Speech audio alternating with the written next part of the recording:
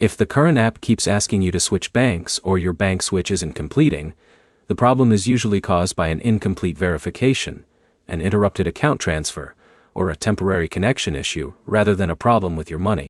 By the end, you'll know how to complete the bank switch correctly and what to do if the process keeps failing. The first step is to confirm exactly where the process is stopping. If current displays an error during the bank switch, don't keep tapping the same button repeatedly. Close the app completely, reopen it, and start the process again. Temporary app glitches can interrupt account migration or verification. Next, make sure you're using the latest version of the current app. Open your device's app store, check for available updates, install them if necessary, and restart your phone before trying again.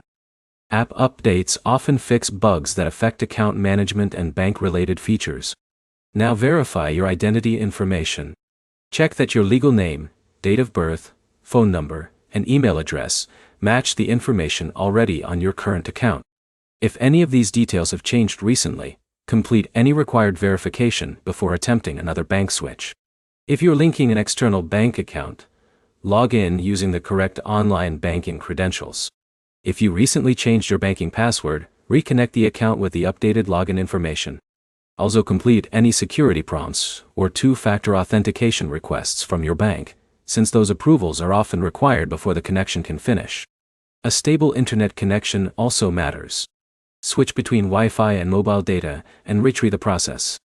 Weak or interrupted connectivity can prevent the secure authorization from completing successfully.